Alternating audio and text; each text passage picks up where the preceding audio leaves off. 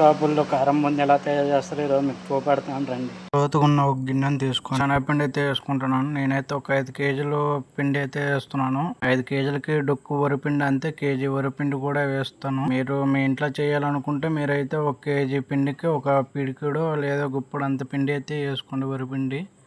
లైట్గా ఇప్పుడు కలర్ కూడా వేస్తున్నాను. ఉండలు లేకుండా అయితే చూసుకోండి.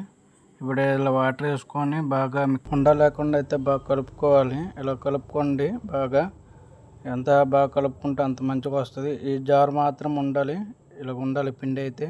బూందీ జార తీసుకొని ఆయిల్ బాగా మరిగాక మనం కలుపుకున్న శనగపిండి అయితే ఇలా నెమ్మదిగా వేయాలి. అప్పుడు అలాగైతే మనకి రౌండ్ షేప్గా వస్తుంది బూందీ. పైన ఉన్న ఎక్స్ట్రా పిండి మన ఏలుతో ఇలా కలుపుతూ ఉంటే ఆ పిండి మొత్తం కిందకి దిగిపోతుంది. చూడొచ్చు బూందీ ఎంత నీట్గా వచ్చిందో, ఎంత రౌండ్ షేప్గా వచ్చిందో బూందీ. చూడండి ఎంత నీట్గా కనబడుతుంది.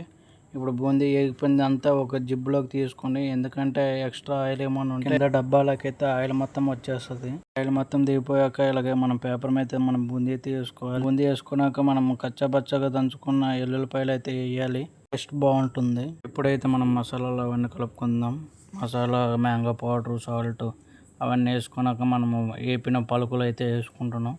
వేసుకుని బాగా కలుపుకోవాలండి. బూందీకి మసాలాలు పట్టేదాకా బాగా కలపాలి. అలాగైతేనే టేస్ట్గా బాగుంటాయి. అండి స్వీట్ షాప్లో చేసే కారం బూందీ ఎలా ఉందో కామెంట్ చేయండి.